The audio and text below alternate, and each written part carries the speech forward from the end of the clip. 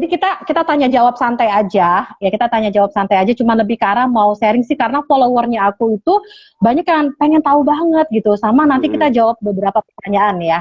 Nah, Ya, ya, Mas ya. Nur, Mas Nur memutuskan untuk membantu kami bisa menikah ya, yang beda agama ini apa latar belakangnya dan kapan?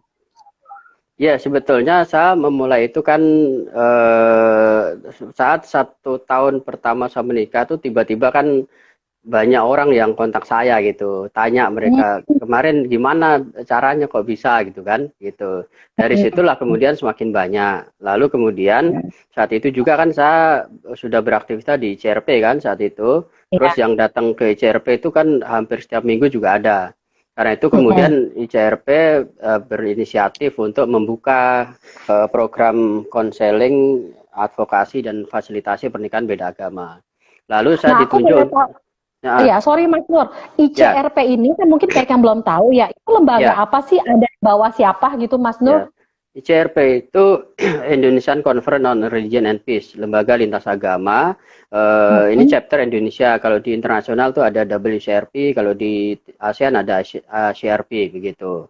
Jadi ini Berarti ini bergerak di ya internasional ya ini maksudnya? from internasional, Oke, internasional kalau kita yang di Indonesia gitu.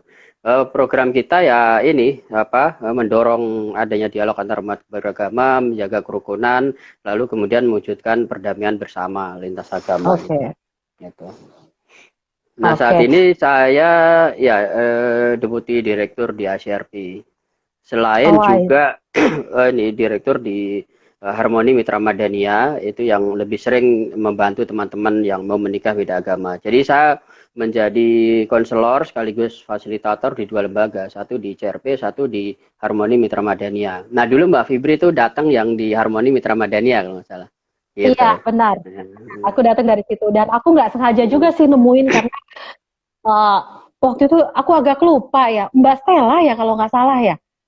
Oh iya ya Aduh, Stella, Stella Utagalung. Mas, iya Stella Huta Galung. Aku nemuin beliau cerita di Facebook waktu itu dan aku Hmm, kaget karena hmm. 9 tahun 10 tahun yang lalu tuh hal yang kayak gini nih maaf ya haram banget kayaknya tuh dibicarain di sosial media Ya, gitu. ya. Semua bu ngata-ngatain netizen julidnya minta ampun gitu kan. Jadi Hmm. aku shock banget pada saat aku lihat Mbak Stella tinggal di luar negeri ya kalau nggak salah ya. Ya di Ah, Australia waktu itu kan iya studi di ada. sana kan. Hmm. Iya, dia studi di sana. Begitu gamblang dan bahasanya kok bahasa milenial banget bahasanya aku Hmm. gitu. Dan aku Ya. langsung jatuh cinta dengan beliau dan dari situ akhirnya dikenalkan dengan Mas Nur juga. Nah, jadi Hmm. tadi mulai adalah ketika Mas Nur mulai menikah dengan pasangan Chinese Hmm. ya kalau nggak salah ya Mas Nur Ya, ya. ya, ya, betul, Mbak. Chinese kok Jadi, lucu ya.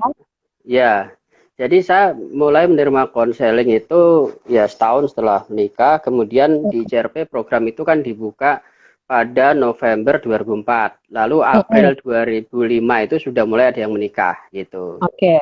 Nah, dari situ dalam 10 tahun terakhir tuh semakin banyak gitu. Rata-rata saat ini setiap bulan itu kecuali pas pandemi ini agak berkurang ya. Kalau kemarin waktu belum pandemi itu rata-rata dalam sebulan 8 sampai 12 orang yang Per menikah gitu hari, ya. per apa tuh? Per bulan, per Oh, bulan. per bulan. Itu yang Per bulan tuh menikah. berapa? Kalau kalau yang Ah, konseling tuh hampir setiap hari selalu ada. oh, oke. Gitu. Jadi dalam sebulan ya bisa 20 sampai 25 pasangan yang datang konseling. Tapi yang berhasil sampai menikah itu setengahnya gitu ya. Mereka biasanya masih berjuang untuk Oh, mendapatkan restu dari orang tua mereka gitu. iya, itu yang paling Nah, berat sih.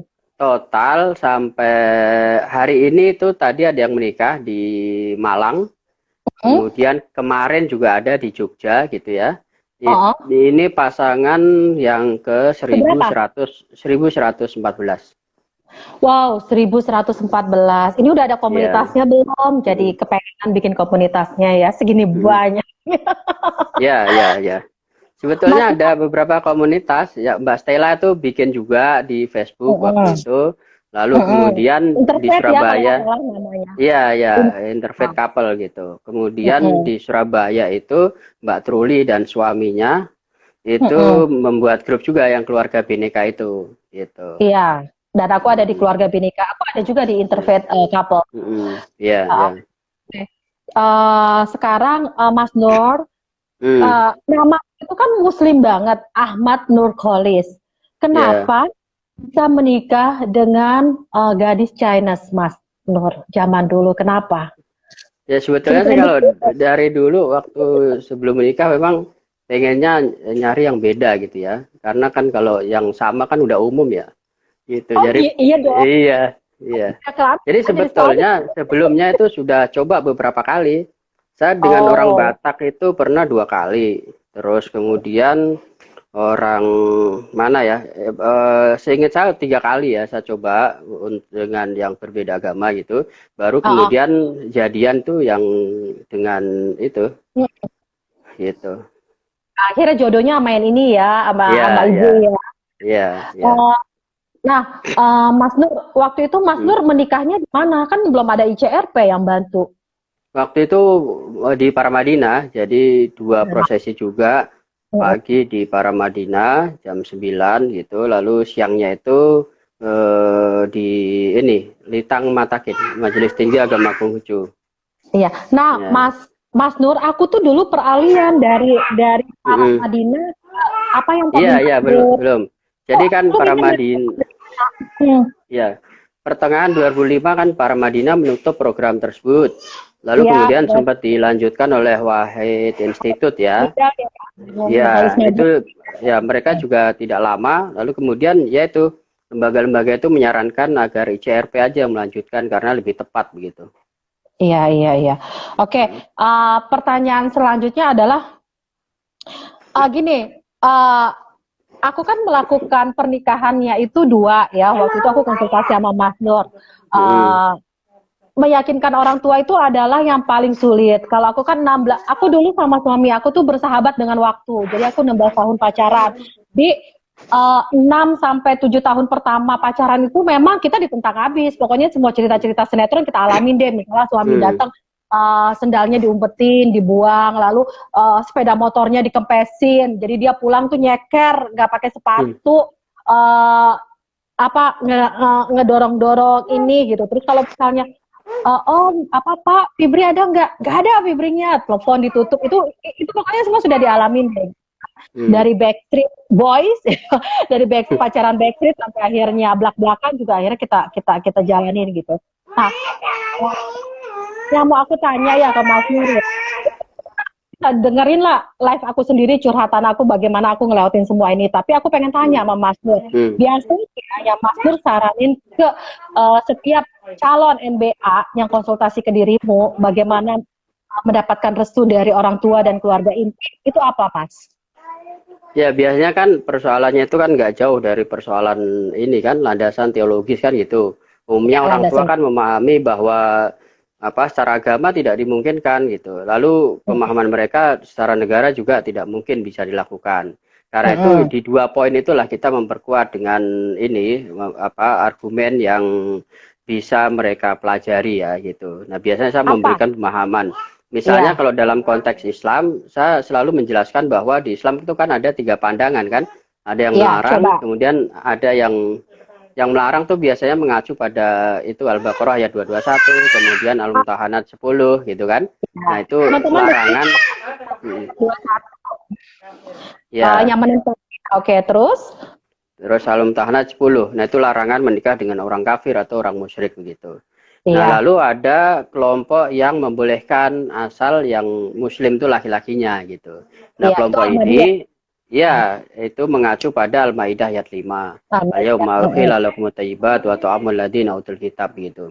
Jadi ayat Mm-mm. itu memang hanya menjelaskan pembolehan laki-laki muslim untuk menikah dengan perempuan ahlul kitab gitu. Iya. Nah, ahlul kitab Mm-mm. oleh kelompok ini juga dibatasi hanya penganut Kristen atau Yahudi begitu. Kristen atau Nah, Yahudi ya. Jadi di luar iya, Kristen jadi dan Yahudi. tidak dengan Hindu, Buddha, Konghucu tidak termasuk di situ gitu. Oke. Nah, lalu Terus, ada juga kelompok yang ketiga yang membolehkan meskipun yang muslim itu perempuannya. Ya seperti Mbak Fibri oke. inilah gitu ya.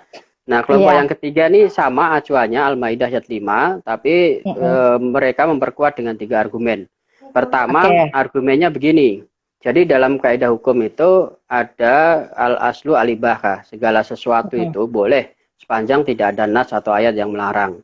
Nah, coba kalau kita Oke. cermati ya, dari 6.666 ayat itu, tidak ada Wih. satupun ayat sebetulnya yang menjelaskan soal larangan seorang muslimah menikah dengan laki-laki non-muslim. Nah, tiadanya larangan itu dipahami sebagai pembolehan, gitu. Lalu yang Oke. kedua, dalam penerapan hukum tidak ada istilah diskriminasi. Apalagi ini kan Mm-mm. persoalannya sama, menikah pasti melibatkan laki-laki dan muslim. Oleh karena Mm-mm. itu, kalau ada hukum membolehkan laki-laki menikah dengan perempuan non-muslim, maka sebaliknya juga boleh gitu. Nah, inilah yang Mm. kalau dalam bahasa Arab itu disebut al-i'tifa, mimba bil i'tifa. Karena itu Ya. Al-Maidah ayat 5 itu bisa dimaknai begini juga. Begitu juga perempuan muslimah boleh menikah dengan laki-laki beriman dari kalangan Ahlul Kitab gitu. Mm-mm. Nah, lalu Baik. argumen yang ketiga nih yang jauh lebih penting sebetulnya. Jadi, praktek pernikahan beda agama itu bukan sesuatu yang baru, sudah ada sejak zaman Nabi Muhammad gitu. Mm-mm. Oke. Yang misalnya antara laki-laki muslim dan perempuan non-muslim itu dipraktekkan oleh Nabi Muhammad sendiri. Dua Oke. istri Nabi itu non-muslim, satu Maria Al-Qibtiyah, penganut Kristen Koptik dari Mesir, lalu Sofi Mm-mm. yang beragama Yahudi. Jadi Mm-mm. keduanya itu dinikahi oleh Nabi Muhammad tanpa meminta mereka untuk masuk Islam terlebih dahulu gitu. Oke. Memang Oke. tidak lama setelah menikah keduanya itu menyatakan diri masuk Islam, tapi setelah itu Mm-mm. juga tidak lantas kemudian melakukan nikah ulang atau tajdidun Mm-mm. nikah kalau dalam fikih gitu ya, pembaharuan nikah. Karena pernikahan Mm-mm. sebelumnya itu dianggap sudah sesuai dengan syariat Islam gitu. Kemudian yang Oke. sebaliknya juga dilakukan oleh keluarga Nabi Muhammad. Dua putri Nabi dari Siti Hadijah, Mm-mm. jadi anak tiri ya dari Siti Hadijah kan janda waktu menikah dengan Nabi Muhammad. Itu Iya. bawa dua anak perempuan, Ruqayyah Mm-mm. dan Zainab. Nah, Mm-mm. dua-duanya itu menikah dengan laki-laki non-muslim juga. Zainab menikah dengan Ibnu Al-As. Nah, Ibnu Mm-mm. Al-As itu waktu menikah dengan Zainab juga tidak masuk Islam terlebih dahulu. Itu 6 tahun kemudian baru masuk Islam. Nah, setelah Mm-mm. setelah Al-As itu masuk Islam juga tidak melakukan nikah ulang gitu. Nah, Mm-mm. jadi dalam sejarah peradaban manusia, dalam sejarah peradaban Islam sebetulnya praktek pernikahan ini bukan sesuatu yang baru gitu. Oleh karena itu kan dulu Mm-mm. Gus Dur kalau ditanya kenapa jenengan membolehkan Gus, sementara banyak ulama yang Iya. melarang. Beliau kan Iya. jawabnya Iya. sederhana gitu, ya dua kemungkinan, kurang baca atau kurang piknik gitu. Kurang baca karena mungkin mereka baru sampai Al-Baqarah sama Al-Mumtahanah, belum sampai Mm. Al-Maidah ya gitu. Kurang piknik karena sampai hari ini pun di Timur Tengah, kecuali Arab Saudi ya, yang terlarang juga pernikahan seperti ini. Tapi di Mesir, Mm-mm. kemudian di Pakistan, lalu kemudian di yang negaranya Yasir Arafat tuh Palestina, itu ya Ah, masih Palestina. banyak sampai sekarang. Nah, di Mesir tuh Oh, biasanya di daerah pinggiran Sungai Nil tuh, Mbak. Karena daerah itu pinggiran Sungai Nil tuh banyak dihuni oleh penganut Kristen. Kristen I see. Koptik sama Ortodoks Syria. Nah, mereka kawin-mawin Iya. sama orang Islam gitu. Iya, ya karena memang selagi kita tinggal di daerah yang memang keberagaman budaya agamanya ini tinggi, kita nggak bisa loh mengignore kawin campur ini. Memangnya kita bisa, walaupun kita sudah ngebentengin diri kita misalnya dengan hal yang luar biasa ketatnya gitu. Tapi kalau misalnya Hmm. Allah sudah mau membalikkan hati kita gampang dia membalikan tangan, ya bisa aja tiba-tiba saya ngelihat si mata sipit saya jatuh cinta, kan kita mana Hmm. tahu gitu. Jangan Iya, pernah iya, bermain iya. perasaan atau hati ya, karena memang kalau bagi saya sih saya menikah dengan suami saya itu tujuannya memang cinta ya, memang benar-benar Hmm. cinta gitu. Jadi Iya, bukan iya. tidak ada ya gitu. Nah, oke, tadi prolognya udah segitu aja biar kita bisa jawab-jawab Hmm. pertanyaan ya Mas Tur ya, karena ini udah setengah jam lewat supaya kita bahas aja nih pertanyaannya teman-teman. Uh, nanti sambil bertanya kan bisa digali lagi ya. Buat teman-teman kalau Iya. misalnya pengen tahu lebih dalam dan sebagainya, follow dari sekarang ya Mas Ahmad Nurkolis ini, karena kalian bisa drop DM nanti ke sana. Oke, saya mau tanya nih, ada pertanyaan dari Mom Fani Dwi ya. Dia bilang, uh, perceraian, perceraian ya. Kalau terjadi perceraian Hmm. pada mereka yang melakukan nikah beda agama, hukum mana Mas yang dipakai? Saya sih bisa. Tergantung pencatatannya melalui mana. Nah, Kalau pencatatannya melalui Dinas Kependudukan dan Catatan Sipil, maka nanti jalurnya itu melalui pengadilan negeri gitu, Pak. iya. Tapi ada juga kan teman-teman yang beda agama itu mereka menikah secara Islamnya melalui KUA kan ada. dengan Mm-mm. biasanya pura-pura mualaf dulu gitu kan. Tapi setelah Mm-mm. menikah ya tetap masing-masing. Nah, kalau yang dipegang adalah buku nikah, maka jalurnya nanti di pengadilan agama gitu. Oke, iya. Tapi Sekalian 99,9% kan teman-teman pasangan beda agama itu kan memang mencatatkan ke catatan sipil. Artinya iya. pada saat mereka menikah secara Islam itu bisa dipastikan tidak melalui KUA, tapi dengan penghulu ya diantaranya itu dari lembaga kami gitu. Iya, iya, iya. Karena memang gini ya, teman-teman mesti pahamin ya, dasar orang-orang yang menikah beda agama seperti saya dan mencari konselor itu adalah karena kita tidak mau ada kebohongan di awal pernikahan kita. Ini mesti kalian stage ya, bahwa pada saat saya dilamar oleh suami saya dulu itu berkali-kali dari dia tuh cinta berat, cilah ya, sama saya. Maksudnya dalam arti saya tuh nggak pernah pacaran. Ini pacar pertama saya dan alhamdulillah yang terakhir. Suami saya pun hanya satu kali pacaran. Yang sekalinya yang kedua dia merasa cocok banget. Nah, jadi memang pernikahan apa namanya pada saat saya mau terima nikahnya suami lamarannya suami saya itu satu dulu syaratnya bahwa kita lakukan ini sesuai dengan apa adanya. Tidak ada pembohongan publik. Kayak misalnya Hmm. saya apa namanya, oke deh untuk nyenengin orang tua biar orang tua ngerestuin saya mau deh masuk Kristen gitu kan biar di gereja, Hmm. atau suami saya masuk Muslim biar saya punya buku nikah gitu kan. Enggak, tidak seperti itu. Nah that's why akhirnya kita Hmm. cari, kita kan orang-orang pinter nih ya yang tadi kan saya percaya bahwa Allah, bahwa Tuhan kita adalah maha-maha segalanya. Makanya that's why kenapa saya cinta banget sama Islam nih sampai sekarang adalah karena ayat pertama yang Allah turunin itu adalah ikro, Bro. bukan suruh sembah, bukan gitu. Dia Ya. ikro karena kita disuruh baca, disuruh ngerti semua hal supaya kamu pinter gitu kan. Nah that's why akhirnya saya cari tahu nih, aduh masa sih nggak ada solusi sih untuk hal kayak gini. Ini kan pasti sudah banyak nih masalah yang terjadi di luar. Akhirnya makanya saya nemuin nih, ada ternyata ada loh konselor pernikahan beda agama. That's why orang-orang yang mencari Mas Nur, yang mencari Hmm. ICRP para Madinah zaman dulu, itu adalah orang-orang yang jujur, yang mau nikah beda agama tapi nggak mau berbohong untuk hal yang sangat krusial di dalam dirinya. Bagi saya nomor satu adalah Tuhan saya dan keyakinan saya, dan saya nggak mau ngebohongin. Itu adalah satu-satunya hal yang pertama kali kami tidak mau bohongin gitu kan. Begitu pula dengan Hmm. prinsip suami saya. That's why akhirnya kita menikah, paginya akad nikah, siangnya itu adalah pemberkatan. Nah, buat teman-teman yang tanya ya, sekalian saya kasih tahu Mas Nur biar nanti teman-teman juga tahu gitu bahwa pada akhirnya, tadi kan Mas Nur bilang nih hampir Hmm. 95% ya, Ya, uh, rata-rata mencatatkan diri di catatan sipil ya. betul. Ya, ya. Kenapa Mas Nur? Kenapa mereka nggak pilih yang lain selain catatan sipil? Ya, karena kalau melalui KUA udah otomatis kan mereka mesti mualaf dulu kan, dan seterusnya Oke. itu akan dianggap sebagai Muslim gitu. Nah, Mm-mm. begitu nanti diketahui, katakanlah yang Kristen atau yang non-Muslim lah, balik lagi ke keyakinannya gitu ya. Kalau ketahuan oleh KUA itu bisa dibatalkan. Ingat nggak kasusnya Jonas sama Asmiranda itu? Nah, itu kan begitu kan? Jadi Ah, iya, iya. mereka, Jonas tadinya pura-pura mualaf, lalu setelah menikah dia membantah kalau pernah mualaf. Ya udah Mm-mm, mm-mm. oleh FPI kan langsung diadukan tuh ke Mm. KUA kan, ya KUA langsung membatalkan pernikahan mereka gitu. Oke, kalau udah begitu mereka harus menikah lagi ya demi Iya, mendapatkan betul, keabsahan betul. hukum di Indonesia Mm-mm. kan, Iya. ke anaknya, untuk yang lainnya. Nah, ya itu that's why salah satunya juga dulu saya sama suami pada saat ditawarin oleh Mas Nur, Fibri, kamu mau dicatat di depan KUA atau catatan sipil, yang mana nih yang kalian pilih? Nah, saya sama suami sepakat untuk memilih dicatat di sipil. Kenapa? Karena memang di situ tidak perlu ada kebohongan. Ya, suami Mm-mm. tidak perlu apa namanya berbohong untuk masuk Islam hanya demi menghalalkan pernikahan ini, mensahkan pernikahan ini, tidak gitu kan.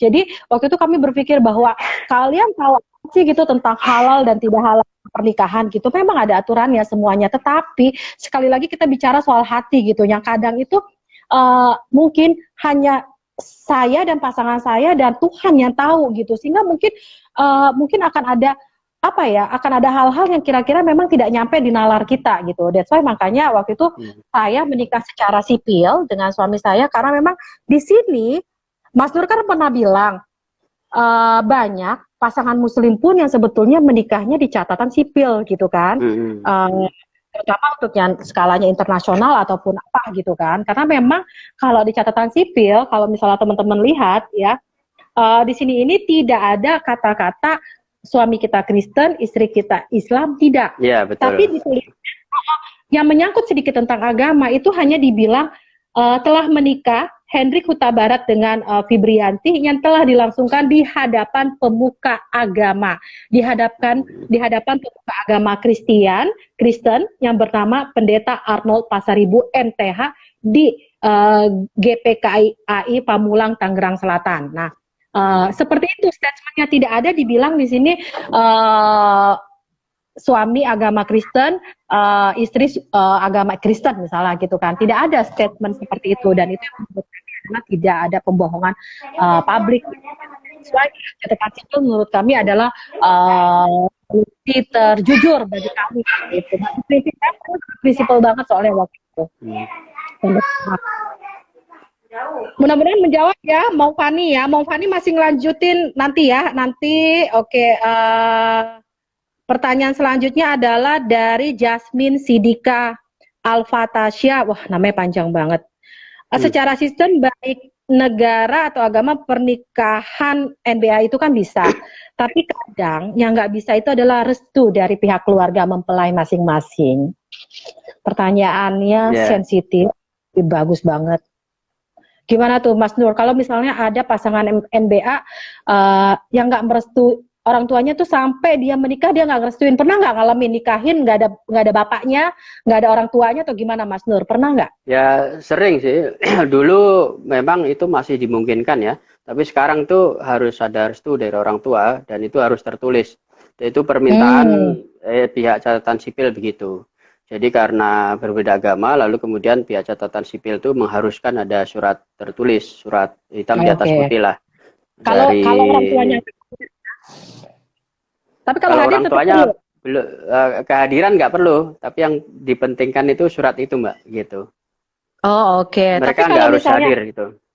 Ya, kalau orang tuanya hadir nggak perlu kan surat itu, atau tetap perlu juga, justru itu yang dijadikan ini kan bukti hitam di atas putih gitu. Oh, I see. Karena saya ingat memang banget, ada masing-masing ada riwayatnya sih. Kenapa dibutuhkan itu? Karena dulu ada itu pasangan yang menikah udah lama gitu kan, udah sampai 3 tahun lewat, tapi ibunya itu nggak merestui gitu kan. Akhirnya nguber ke mana-mana, ke catatan sipil seluruh Jakarta. Nah akhirnya tetap ketemu tuh waktu itu di Tangerang Selatan gitu. Nah ibu ini marah-marah gitu, bisa dibatalkan. Tapi kan nggak bisa kan, yang bisa membatalkan tuh hanya pengadilan. Dan itu atas pengajuan dari kedua mempelai tersebut. Kalau mempelainya tetap ingin menikah, ya siapapun nggak bisa membatalkan, termasuk ibunya sendiri gitu. Cuman dari situ kan kemudian rame gitu. Dari situlah kemudian mewajibkan hampir semua catatan sipil mengharuskan ada surat restu hitam di atas putih, tanda tangan di atas materai gitu. Ini kan kalau yang nggak salah namanya form N1 sampai N4 ya, Mas Nur ya? Iya, sekarang model baru hanya N1 aja sih Mbak. Oh iya, karena aku ingat banget ya, dulu itu panjang sih sebetulnya story aku, bagaimana aku mendapatkan restu dari orang tua aku ya. Kita berdua sama-sama sulit untuk dapetin restu ya.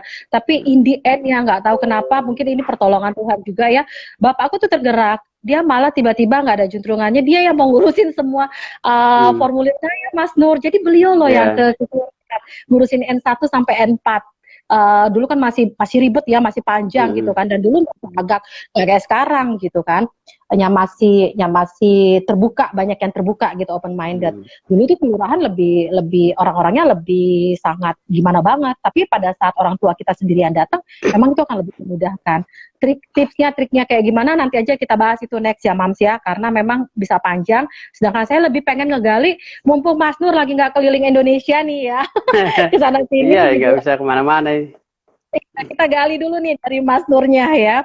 Oke, pertanyaannya lagi tadi adalah, oh iya, dulu itu ya 9 tahun yang lalu tuh kan kita lagi berjuang Mas Nur untuk mendapatkan MPR itu ngeluarin tab merestui MK ya, MK merestuin pernikahan beda agama ini. Itu apa kabar?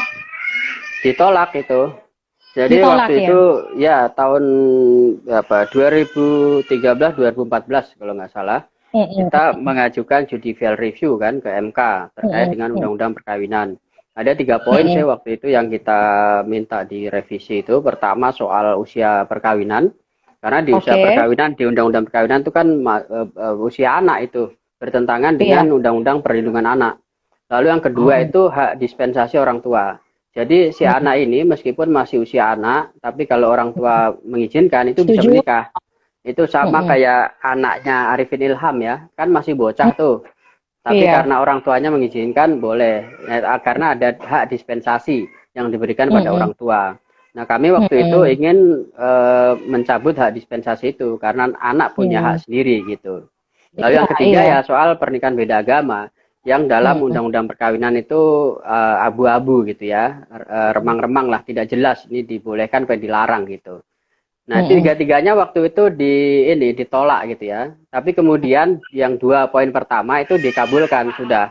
Itu sudah direvisi di dalam, tapi untuk yang pernikahan beda agama ya masih tetap seperti semula gitu.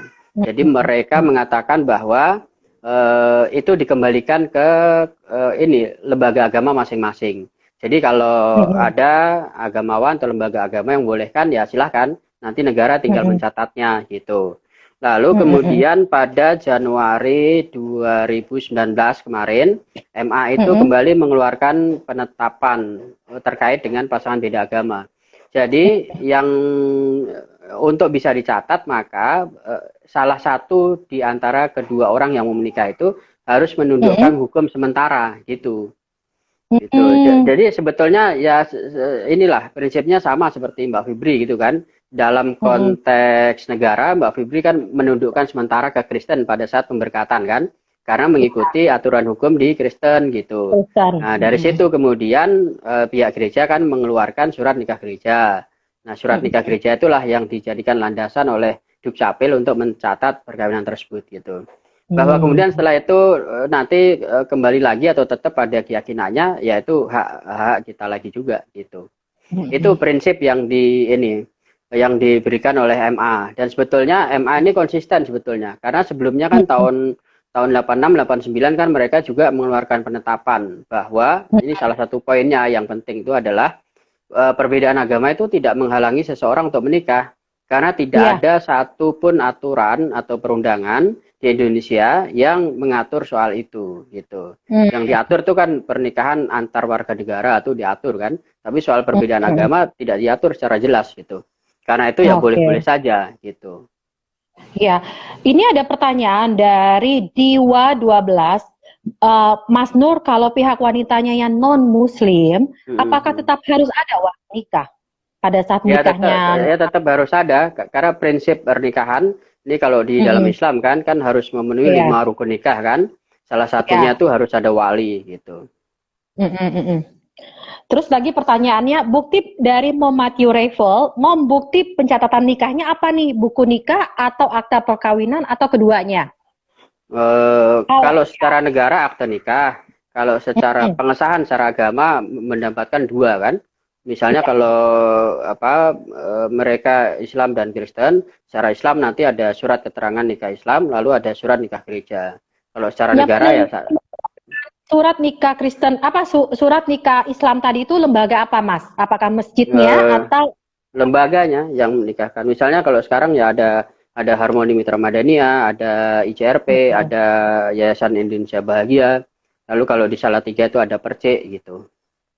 Oke, yayasan-yayasan ini secara hukum itu ada badan hukumnya Mas atau hanya kayak komunitas yang gitu?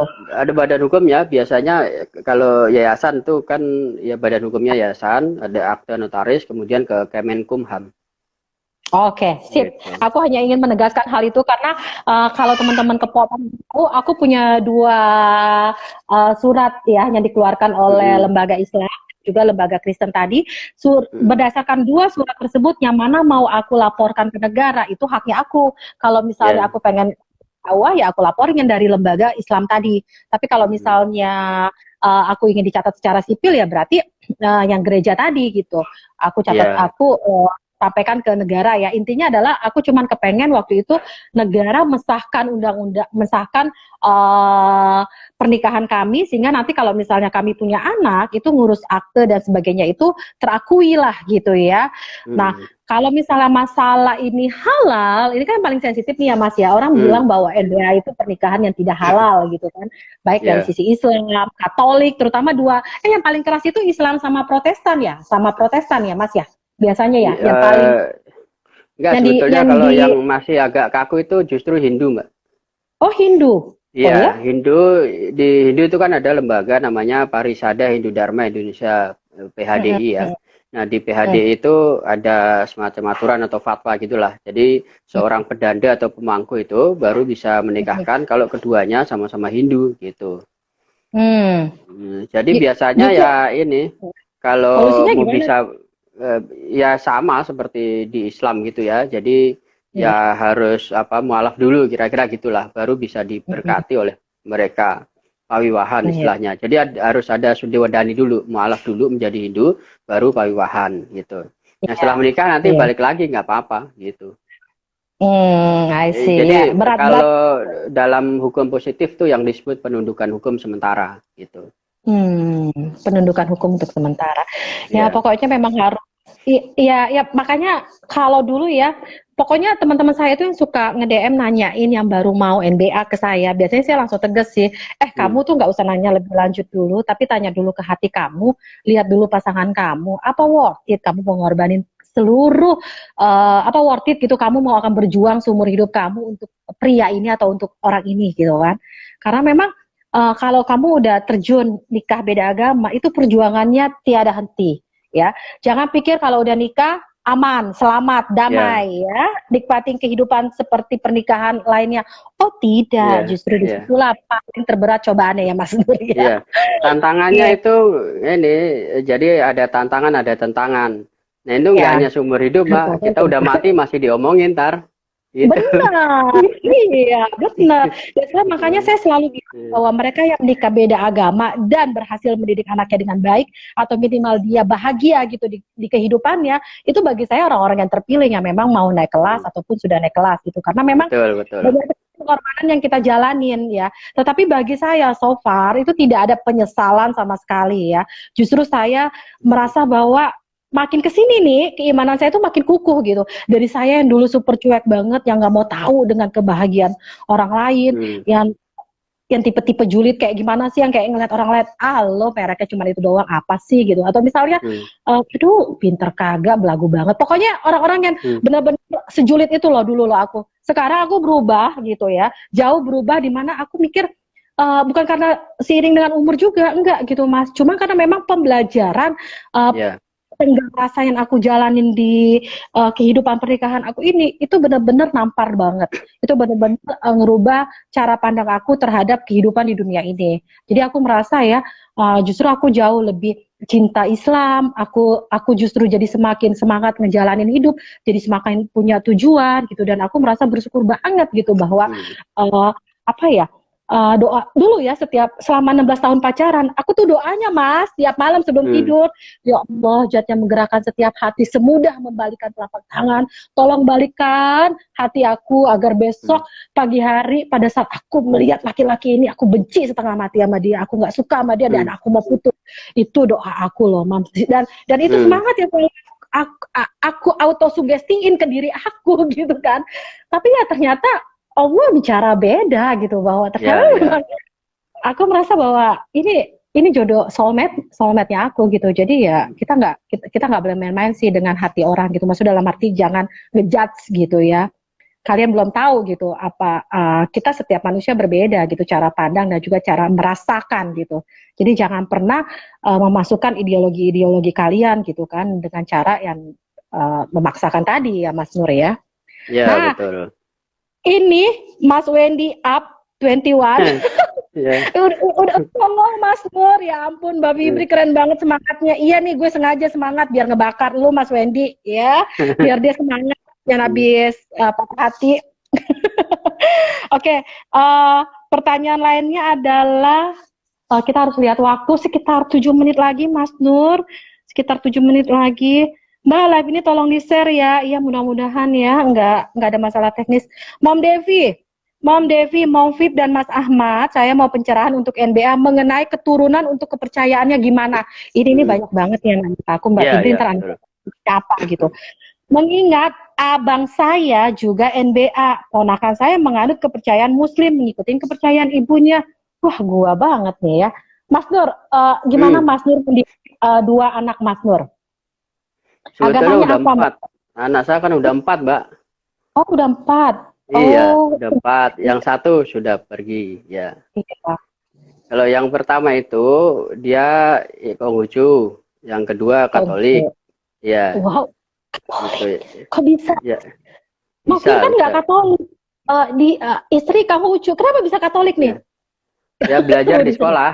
Karena Oh, sekolahnya kan selalu dipindah-pindahkan kan. Dulu awal-awal menikah waktu di Jakarta itu di nah, sekolah ini, sekolah Kristen ya. Lalu waktu iya. pindah ke Serpong tuh sebut di sekolah Islam. Kemudian setelah Mm-mm. itu di sekolah Buddhis. Nah sekarang Mm-mm. ya, tadinya yang dua tuh di sekolah Katolik. Kalau Mas, yang ketiga ya, di SD. Ya, kenapa sekolahnya beda-beda? Kenapa sekolahnya dipindah-pindah terus? ya memang Anaknya supaya tidak mereka piknik ya, bisa supaya bisa mengenal perbedaan gitu. Sebetulnya itu sih luar yang biasa, ingin di ini gitu. luar biasa. Ya, tapi Besar saya mau banget. sharing begini, akan banyak tipe ya pasangan beda agama itu terkait dengan pendidikan anak. Kalau Mm-mm. disederhanakan sih ada 3 model. Jadi ada model ala Jamal Mirdad sama Lydia Kandu. Itu dengan Mm-mm. perjanjian begini, kalau laki-laki ikut ayahnya, kalau perempuan ikut ibunya Ikut gitu ibu. kan. Ya, terus ada model yang kedua itu berdasarkan urutan lahir. Misalnya anak pertama Oke. ikut siapa, biasanya ikut bapaknya dulu, baru kedua ikut Mm-mm. ibunya dan seterusnya gitu. Nah, tapi yang Oke. banyak tuh sebetulnya banyak pasangan beda agama yang dari kecil tuh memperkenalkan tradisi kedua agama ke anak-anak mereka. Jadi tujuannya ya supaya dari kecil anak-anak ini mengenal perbedaan dan memahami juga bahwa orang tuanya itu berbeda gitu. Sampai Ya. si anak itu nanti bisa memilih sendiri mau melanjutkan yang mana gitu. Nah, itulah yang Mm-mm. lebih banyak dipraktekkan oleh pasangan beda agama gitu. Mm-mm. Iya, Ya. iya, iya. Dan memang jatuhnya tadi ada yang tanya, di akte memang ada Hmm. agamanya. Ada Nggak emang. ada, Nggak nggak ada ada. kok, dia tuh ada sih. Ada. Nggak ada, Mbak. Yang ada tuh di kakak. Oh iya di kakak. Kok di akte sih? Di kakak. Iya, Ya, di di kakak kakak ya, ada. di kakak. Ya. Ya. Mm-mm.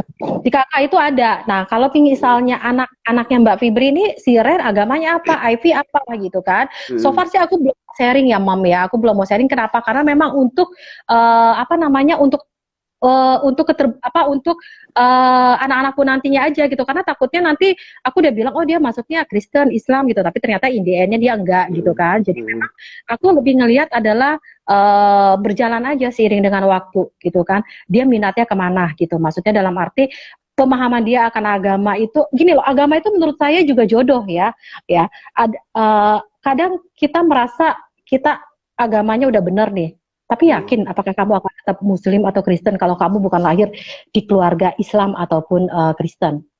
Mungkin nggak? Apa maksudnya bisa nggak seperti itu gitu kan? Jadi maksud saya adalah uh, uh, agama itu jodoh, keyakinan gitu. Jadi Ya. ada rasa kepemilikan yang sangat erat. Dia yang mengisi lubang-lubang di hati kita.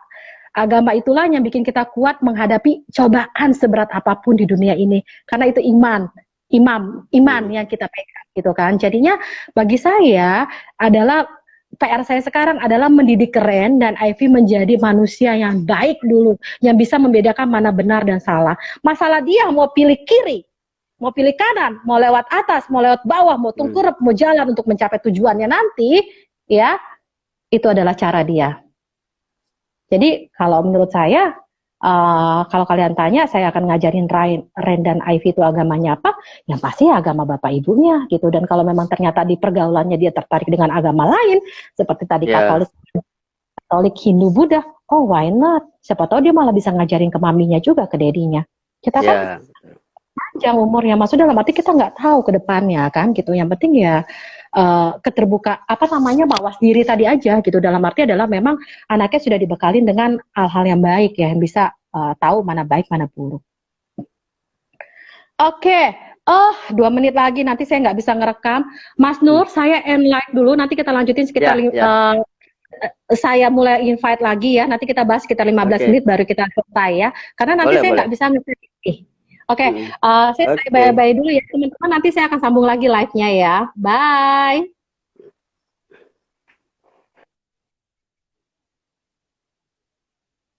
Lalu pertanyaan selanjutnya kayaknya tentang status di negara udah dibahas Mom Nurul ya. Tadi kita udah tanya gitu.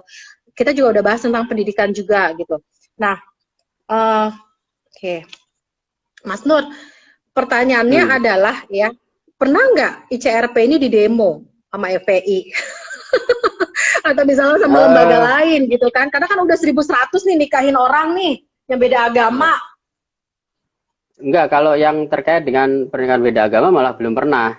Dulu yang sering itu Hmm. ketika kita membela Syiah, Ahmadiyah, membela Saksi Hmm. Yahova. Nah, itu yang sering di ini gitu. Kalau yang Oh, terkait dengan justru. ini malah alhamdulillah belum pernah ada itu. Gitu. Oke, iya, iya, iya. Oke, nah, eh, kira-kira ya, Mas Nur, ke depannya ya, punya ini nggak? Saya sih ngebayangin generasi yang kita ciptakan ini nih, Mas Nur. Mereka-mereka yang punya Hmm. anak gitu kan, seperti saya kan udah punya anak 2 nih gitu. Dimana Hmm. kita belum bisa bilang lah bahwa di Indonesia ini pluralismenya, cita-cita Gus Dur itu udah tercapai, itu masih jauh banget gitu kan. Nah, Ya, ya. kepikiran nggak sih Mas untuk merangkul anak-anak kita ini nanti dalam suatu lembaga yang dimana tuh mereka bisa mendapatkan pencerahan ini langsung dari ahlinya gitu. Maksudnya biar dari kecil tuh mereka terdidik eh, gimana ya, positif terhadap perbedaan yang ada. Ya, itu Rin, memang ayo Ren. iya apa di antara problem yang dihadapi oleh pasangan beda agama tuh itu gitu. Jadi mereka kan Mm-mm. umumnya di rumah itu minimal memperkenalkan dua keyakinan orang tuanya gitu kan. Mm-mm, Intinya mm-mm, diajarkan inilah memahami perbedaan, bisa menghargai, menghormati, toleransi pada mm-mm, sesama yang berbeda gitu kan. Lalu kemudian mm-mm, tantangannya adalah ketika mereka kembali ke sekolah, nah itu dirusak lagi sama guru-gurunya kan. Gitu. Problem sekarang mm-mm. kan begitu. Karena di sekolahan itu semua guru itu guru agama. Yang jadi guru agama kan nggak guru agama doang kan. Nggak apa-apa Tuhan. Guru sejarah, guru olahraga, bahkan jadi guru agama sekarang. Nah itu problemnya gitu. Karena itu Nah, memang ya bagi mereka yang punya uang sih bisa memilih sekolah yang apa universal gitu ya. Itu kan sudah ada. Dan umumnya di kota-kota besar, tapi bagaimana yang di daerah kan masih kesulitan juga gitu. Nah, karena itu banyak juga beberapa pasangan itu mm-mm, pengen ada ini forum khusus lah atau pendidikan khusus gitu ya bagi anak-anak pasangan beda mm-mm, agama. Nah, itu yang belum terwujud memang. Padahal sebetulnya dulu saya masih ingat betul tuh sama Gus Dur tuh, dia pas waktu hadir di acara pernikahan tuh beliau mengatakan begini, kita nih mestinya harus mengapresiasi kepada mereka yang berani menikah beda agama. Kenapa? Karena dari ruang keluarga itu mereka sudah mempraktekkan yang namanya hidup di tengah perbedaan gitu. Nah, oleh karena itu Gus Dur mengatakan dia berharap tuh nanti anak-anak mereka tuh akan tumbuh menjadi manusia yang moderat, yang moderat, yang toleran, tidak gagap menerima perbedaan di sekitarnya. Nah, itu yang diimpikan Gus Dur dulu begitu gitu. iya, Nah, saya luar pun biasa. berharap juga begitu. Saya selalu memberikan penguatan lah kepada mereka yang mau menikah beda agama itu kalau sudah mantap ya ayo jalan gitu ya. Nggak usah khawatir. Biasa yang sering ditanyakan juga itu kan soal ini kan keyakinan anak. Apakah Mm-mm, nanti anak tidak bingung gitu kan? Gitu. Nah, mm-mm. saya biasa menjawab begini. Nah, kalau toh anak-anak itu bingung, itu bukan sesuatu yang tabu. Justru itulah bagian Iya, dari pencarian spiritual gitu. Justru bingung itu iya, menjadi penting gitu. Karena dulu kan kita nggak bingung karena nggak ada pilihan kan gitu. Saya lahir benar. otomatis jadi Islam gitu, nggak bisa milih Jadi yang Islam lain. atau Kristen. Ya, nah Iya, anak-anak kita lebih beruntung karena bisa memilih gitu. Memilih di antara dua bahkan di luar yang dua kan gitu. Nah itu yang gitu. iya, iya. Karena itu kalau saya gitu ya, yang terpenting soal Mm-mm, agama itu adalah bagaimana mereka beragama, bukan apa mm-mm, agamanya gitu. Itu yang mm-mm. selalu saya Iya. tekankan ke teman-teman pasangan beda agama gitu. Iya, Jadi iya, nggak iya, penting iya, lagi iya. apa nanti agamanya Islam, apa Kristen, apa Hindu, bukan itunya sih. Itu kan merek aja kan gitu. Tapi yang terpenting Iya, tuh dengan agama yang mereka anut, mereka bisa ngapain kan gitu. Gitu. iya, iya, iya, Hmm. iya. Semulia-mulianya orang kan orang yang berguna kan bagi lingkungan sekitar, bagi Iya, ya, orang-orang di sekitarnya kan. Jadi buat apa ya. kamu Itu kalau dalam segitu? kalimat agama itu khairun nas anfahum linnas katanya begitu. Sebaik-baik manusia tuh yang bermanfaat bagi orang lain, bagi banyak orang Nah, gitu. Hmm.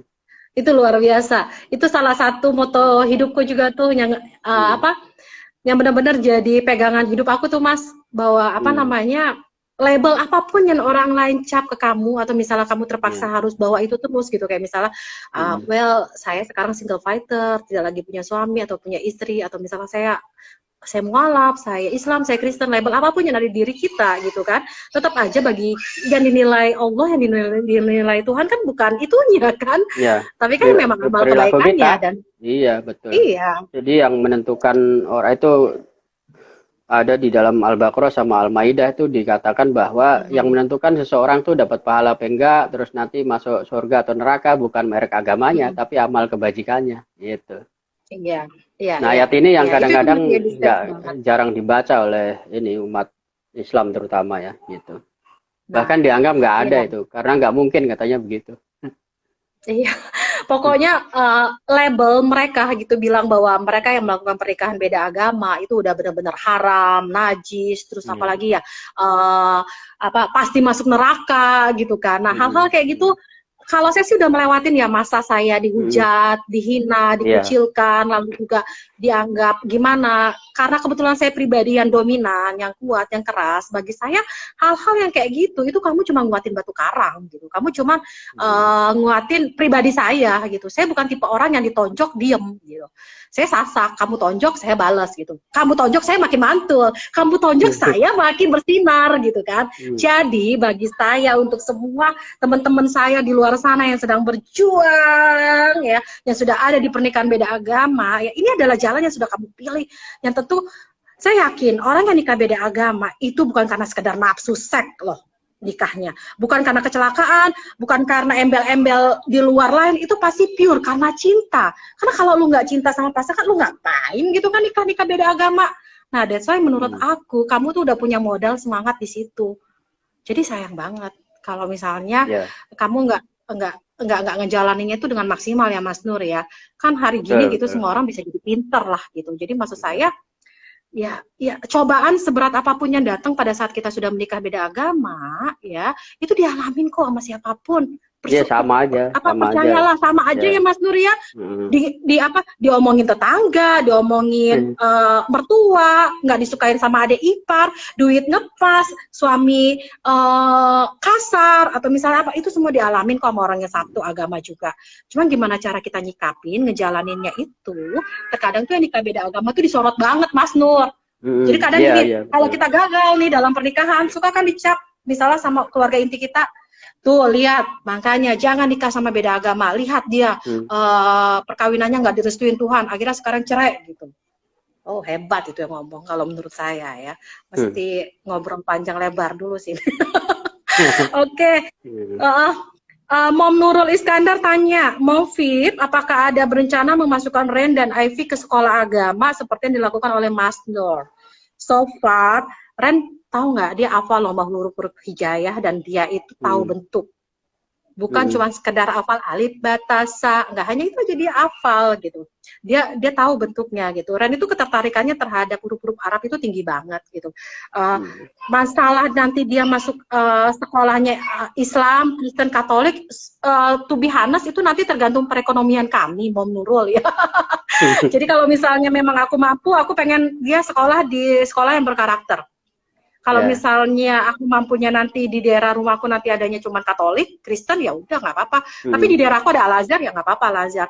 Di hati kecilku yang paling dalam, aku pengen anak-anakku tahu Islam dan dia cinta Islam seperti aku cinta sama Islam gitu. Itu di hati Hmm. kecilku jujur, ya. Tapi ya, aku tidak mau memaksakan karena aku yakin dedinya, papihnya juga berkeyakinan yang sama. Karena terbukti sampai sekarang suaminya aku itu tetap apa namanya, yakin gitu dengan agamanya. Dia tidak ada keinginan pindah agama, saya pun gak ada keinginan pindah agama. Jadi karena kami berdua sama-sama cinta dengan agama kami, jadi kami yakin bahwa yang terbaik buat Ren dan Ivy itu nanti kita ikutin aja jalurnya, path-nya, jodohnya ke Islam, ke Kristen, Katolik atau Hindu. Ya kan, Mas? Iya. Oke, Mas, Mas Nur ada pertanyaan dari Nyom-Nyom. Di Makassar, apakah ada komunitas NBA? Dia gabung dari tahun 2008, Mas. Pengen banget kalau ada komunitasnya. Ada nggak, Mas, Makassar? Belum ada sih, meskipun sebetulnya Makassar tuh termasuk ini jumlah terbanyak di sana kalau di Sulawesi itu ya. Jadi Makassar, Manado, terus Gorontalo tuh urutannya untuk pasangan beda agama di Makassar. Gitu. Tapi memang belum ada yang berinisiatif untuk membuat komunitas, belum ada. Gitu. Memang jarang sih, ini tantangan kita juga gitu. Banyak pasangan yang cenderung apa ya, menyembunyikan identitas pernikahannya. Kan jarang yang kayak Mbak Fibri kayak gini kan, gitu. Gitu, iya. Dulu ya Mas Nur, pada saat aku nikah ya, aku udah bilang sama suami Han, kalau pengen nikah harus pakai cara kita. Pertama, aku nggak mau pakai adat Batak, aku bilang gitu. Aku tidak mau pakai adat Bengkulu. Aku pengen internasional dan aku pengen speak up bilang ke semua orang, gue nikah nih sama orang Batak Kristen, ya. Itu bener-bener loh. Dan pada saat akad pun, ya, kan keluarga saya banyak yang tok-tok ya. Maksudnya Bengkulu itu, mohon maaf nih, di Chinese di Bengkulu aja nggak hidup loh. Saking di sana rasis banget. Keluarga aku banyak yang rasis gitu kan. Mereka pada saat, aku kan anak pertama ya, jadi dan dianggap cucu yang agak berhasil karena aku lulus S1, lulus S2, apoteker dan juga lulus marketing MM gitu kan. Jadi dianggaplah jadi kayak panutan gitu kalau dari sisi pendidikan gitu. Jadi banyak yang kecewa pada saat aku ambil keputusan ini gitu. Sehingga dari saudara aku kan semuanya agamanya kuat-kuat ya. Nah itu semua nasihatin dari yang halus sampai kasar gitu pokoknya. Sampai akhirnya mereka mengalah gitu. Akhirnya mereka mengalahnya kenapa? Karena mereka melihat bahwa memang pribadi suami. Yang paling utama ini ya, ini satu tips yang paling utama. Pribadi calon suamiku waktu itu memang sangat bisa diandalkan gitu untuk mendapatkan hati siapapun gitu. Siapapun akan jatuh cinta kok sama suami aku karena memang tipe orangnya menurut aku ya terlalu baik gitu. Nah, jadi apa tuh namanya intinya adalah kalau misalnya memang harus mendengarkan nasihat orang ya, yang tadi saya bilang ya, mereka itu request bisa nggak saya cuma menghadirin akad nikahnya doang. Ingat nggak tuh Mas Nur? Iya. Saya mau ngadirin akad nikahnya doang, nanti abis itu keluar masuk keluarga suami saya, ikutin pemberkatannya aja. Wah, no, saya bilang. Big no. Buat kamu yang mau seperti itu, jangan datang ke pernikahan saya bilang. Bagi yang mau datang, harus ada di dalam ruangan sampai selesai, tidak boleh keluar. Ya, saya waktu itu merit di Aston, ya di Hotel Aston, itu saya nggak pakai WO, saya kerjain semua anak buah saya, teman-teman saya di kantor, saya jadiin panitia. Saya kan galak tuh dulu. Saya bilang, pokoknya ya, Jos, lu mesti jagain nih pintu. Yang keluar, nggak boleh masuk lagi. Saya bilang gitu kan. Mau alasan pipis, mau alasan apapun, nggak boleh. Saya bilang gitu. Jadi waktu itu ingat nggak Mas Nur ya, kita nikah di banket, itu benar-benar habis lantunan ayat Al-Quran, kebetulan adik saya pemenang MTQ nasional, juara 3 kalau nggak salah, itu suaranya bagus banget, dia ngelantunin ayat Al-Quran, habis itu selesai akad nikah, pokoknya sampai nangis deh, itu bener sampai teman saya yang konyol banget ya, Eksi, kamu nonton gak sih Eksi? Itu sampai nangis loh, padahal dia anaknya super konyol, ngelebihin aku konyolnya gitu, saking dia merasa, ya Allah Mbak Fibri hebat banget gitu kan, terus nasihat-nasihatnya Mas Ahmad, apa namanya, Cak Monip itu ya Allah gitu, aku masih ingat banget sampai sekarang. Bapakku juga sampai nangis, ibuku tuh terseduh-seduh nangisnya gitu. Terus kita sampai sujud, minta restu dan sebagainya, itu kita lewatin. Habis itu lucunya udah selesai nih, kita udah foto-foto, Mas Monip keluar, masuklah pendeta ya Mas ya, pendetanya. Pemberkatan, kita ditutup kerudung, terus kita pakai cincin, terus ada bantal sakramen, bukan sakramen lah istilahnya ya, bantal kita duduk sujud gitu, terus mertua aku kan janda ya, jadi ada persatuan janda gerejanya, ingat ya ini HKBP loh, Kalau kalian orang Batak dan tahu dia masih gereja HKBP, pasti tahu betapa tok-toknya, betapa masih fanatiknya ya. Ini berhasil loh ngedatengin kur janda HKBP-nya untuk nyanyi di dalam pernikahannya aku gitu. Jadi bagi aku tuh luar biasa banget sih gitu. Itu ya, itu aku sambil cerita Mas Nur biar Oke, Mas Nur tanya lagi. Kayaknya kita akan selesain ini ya. Oh ya, ada pertanyaan, Mom, kalau anaknya nanti nggak ada yang milih agamanya Mom Fibri, bagaimana? Ya, Mas Nur udah pengalaman nih. Anaknya yang pertama atau kedua yang Katolik ya, Mas Nur? Yang kedua. Yang kedua ya. Mas Nur ini Muslim, istrinya Konghucu. Anak yang kedua Katolik, Moms. Nggak masalah sih. Kan tadi saya udah bilang ya di depan ya. Oke, Mas Nur, sebelum kita tutup, ada nggak yang mau disampaikan nih ke teman-teman nih? Kira-kira bisa kita rekap dikit nggak? Gini dulu. Sorry, bisa direkap dulu nggak supaya yang tadi nggak sempat nonton di awal, syarat untuk nikah beda agama apa aja, Mas Nur? Iya, sebetulnya standar sih sama seperti pernikahan pada umumnya, tapi memang yang wajib dan itu agak susah dipenuhi biasanya restu dari orang tua itu gitu. Sebetulnya kalau udah mendapat restu itu artinya sudah dapat password 70%, 30%-nya lagi itu hanya soal teknis saja. Misalnya melengkapi dokumen persyaratan nikah, itu juga standar lah sama seperti pernikahan pada umumnya gitu. Lalu setelah itu kan nanti dilaksanakan pernikahannya dengan dua cara. Jadi kalau misalnya Islam dan Kristen ya dengan akad nikah pemberkatan. Setelah itu dicatatkan ke Dukcapil gitu untuk mendapatkan akte nikah gitu sih. Kalau secara rinci ya ini sebagian besar kan fotokopi aja. Jadi KTP, KK, akte lahir, KTP orang tua, KTP dua orang saksi, lalu kemudian kartu keluarga ya, terus surat-surat yang dari kelurahan itu. N1 aja. Dulu zaman Mbak Fibri sampai 4 banyak banget. Sekarang hanya N1 aja ya. Terus sebelum ke kelurahan itu membawa surat pengantar dulu dari RT RW gitu. Kalau udah mendapatkan N1 dari kelurahan ya sudah, tinggal ini bisa diurus lewat lembaga seperti kami, bisa juga nanti diurus sendiri ke catatan sipilnya gitu.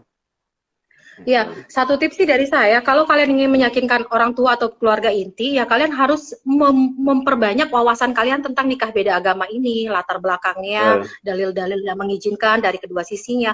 Kalian harus benar-benar hafal, harus benar-benar mengerti supaya pada saat kalian berdiskusi atau misalnya berdiskusilah, itu kalian bisa menjawab. Atau kalau memang ada kelemahan di situ, misalnya kalian bukan pribadi yang kuat seperti saya, ya kalian bisa ajak Mas Nur sebagai orang ketiga untuk mediasi ya Mas ya. Iya betul. Ya banyak yang seperti itu juga. Kamu bisa bawa orang tua kamu ketemu sama Mas Nur. Misalnya ketemu di rumah makan, kalau nanti pandemi sudah selesai ya, sudah berakhir gitu. Terus atau misalnya coba dulu dengan beli buku ya Mas Nur ya.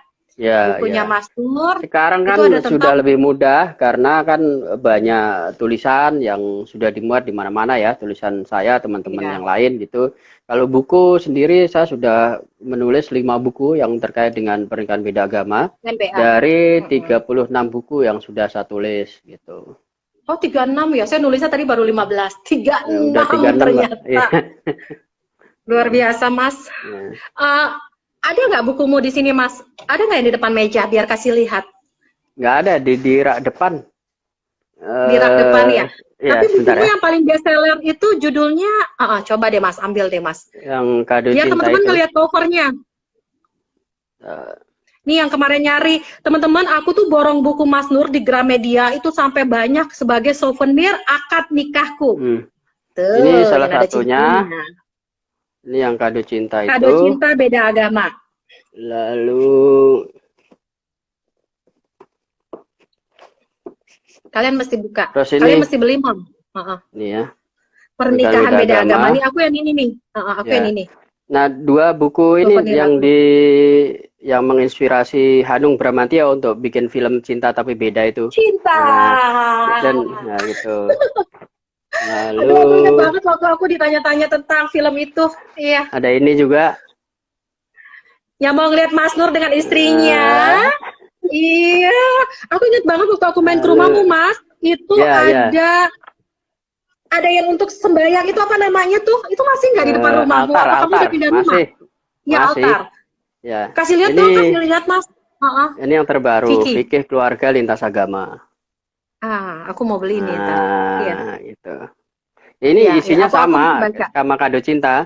Jadi waktu kado Hmm, cinta selesai oh, kontrak dengan Gramedia, terus diminta oleh penerbit yang ini, Kaukaba namanya, Jogja. Ya, ya, gitu. ya.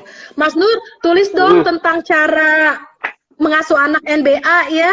Biar ini Nah, kan kayak saya semacam kayak pengennya step-stepnya. yang nulis teman-teman ini kan kemarin minggu lalu kan di grup saya bilang begini, sebetulnya sudah lama Heeh. penerbit itu minta ke saya. Jadi Mm-mm. inilah apa kisah pasangan beda agama. Tidak melulu Iya. kisah manis sih, tapi juga ya suka duka lah gitu. Termasuk juga Mas Nur, bagaimana mereka mengasuh iya, anak-anaknya perjuangannya. gitu.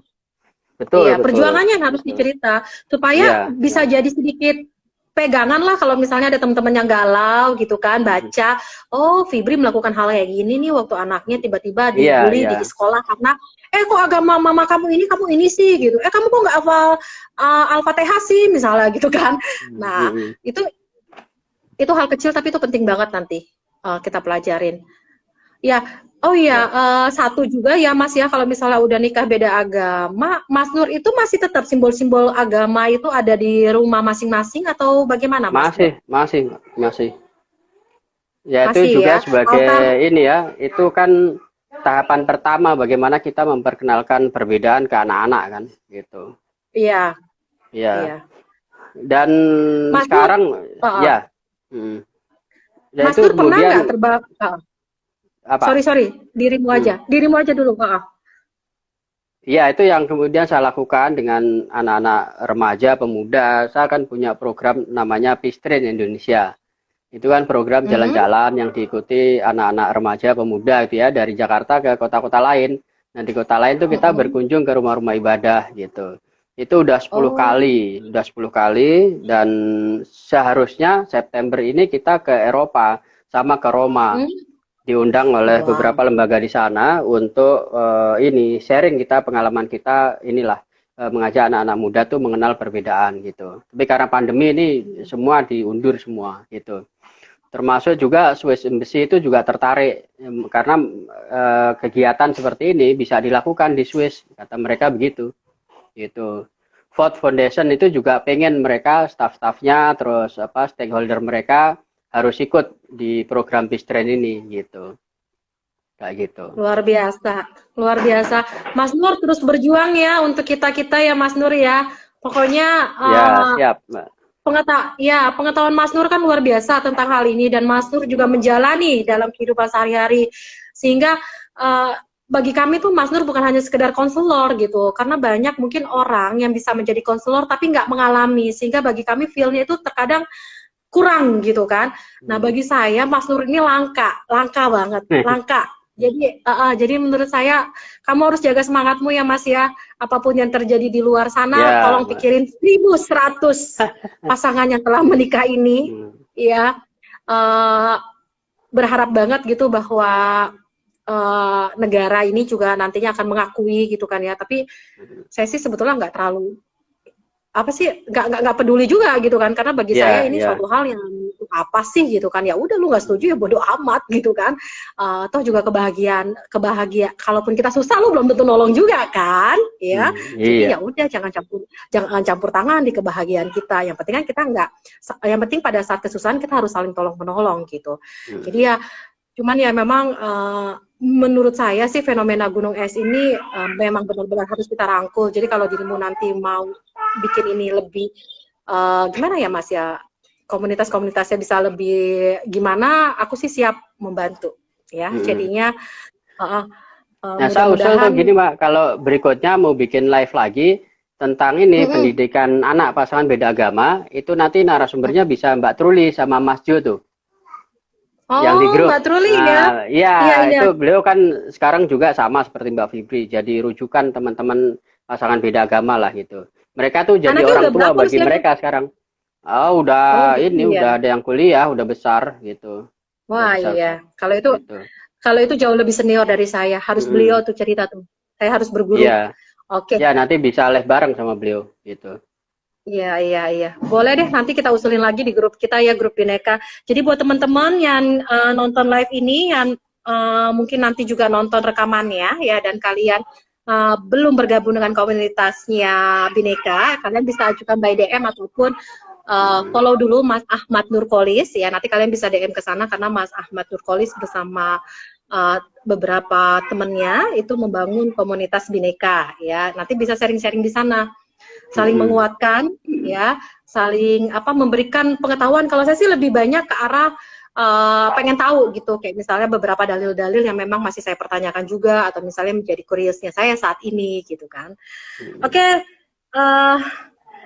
kata Mom Ita, sehat selalu ya Mas Nur, Insya Allah, God bless you. Amin, Mom amin. Ita Terima kasih ini, doanya teman-teman semua. iya, Mom Ita ini salah satu produk NBA. Dia udah Ya, ya, salah ya. satu produk NBA. Ya, tadi sempat baca di orang tuanya menikah tahun 73 ya. Iya, luar Kalau nggak biasa salah. tuh perjuangannya tuh dulu. Mm.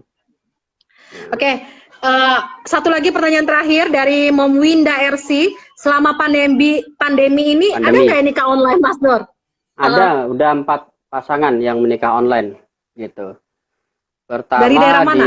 di Pekalongan, terus kedua itu di Cibubur. Waktu di Cibubur tuh yang bareng dengan saya hanya mempelai perempuannya, suaminya di Amerika, terus walinya di Australia, saksinya juga di daerah mana kemarin. Jadi semua beda, pakai Zoom kita gitu.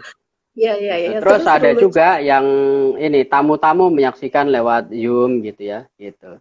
Iya. Banyak. Udah 4 pasangan. Aku jadi punya ide nih ya Mas. Hal kayak gini kan mengundang penasarannya orang, pengen tahu ya. Sebetulnya kan fenomena blogger sekarang kan tinggi banget. Aku juga salah satu blogger nih, penulis. Tapi aku lebih banyak nulisnya itu adalah karena parenting, Mas Nur. Nah, aku pikir kalau teman-teman blogger yang hari ini nonton dan pengen banget nulis ini secara organik, kalian coba deh DM Mas Nur ya. Tanya Mas Nur, Mas Nur ada mau nikahin orang nggak? Boleh nggak saya ikut video Zoom-nya? Tapi ya sebagai silent figure tadi ya, hanya nonton. Supaya nanti bisa ulas di blognya, supaya bisa kasih tahu juga ini keluar gitu kan. Atau misalnya ingin wawancara langsung Mas Nur, saya pikir nggak masalah ya kalau mereka nge-DM dirimu ya Mas Nur ya. Nggak masalah, silakan ya, silakan. Nanti pekan depan tuh tanggal 27, 28 tuh ada yang menikah juga gitu. Yang pernah ngulas panjang juga tentang pernikahan beda agama tuh Kumparan. Kumparan. Oh, Kumparan. Iya, Kumparan. Itu panjang banget berseri. Aku juga baru diulas sama Kumparan. Kita juga Smart Moms ID baru aja masuk ke artikelnya Kumparan. Oke, keren itu Mas. Nanti bagi-bagi linknya ya. Aku sih udah baca sih yang CNN kemarin yang dirimu diinterview oleh CNN tuh aku udah baca. Ya itu udah lama kalau itu kan. Kumparan kan awal tahun ya kapan itu liputan khusus begitu. Gitu. Oke. Nanti kasih linknya di grup ya Mas ya kalau udah rilis ya. Ya. Baik.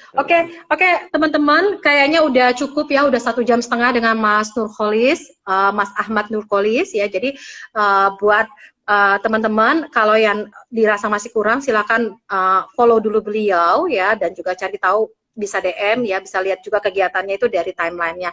Aku mau mengucapkan terima kasih banyak. Mas Nur ya, nanti sih abis live ini sih saya masih mau live sebentar cerita tentang beberapa hal karena mungkin ada teman-teman pengen tahu secara pribadi ya. Jadi nanti teman-teman jangan pergi dulu ya karena saya masih mau ngelanjutin. Aku mau ngucapin terima kasih banyak buat Mas Nur yang udah ngeluangin waktunya. Sama-sama Mbak.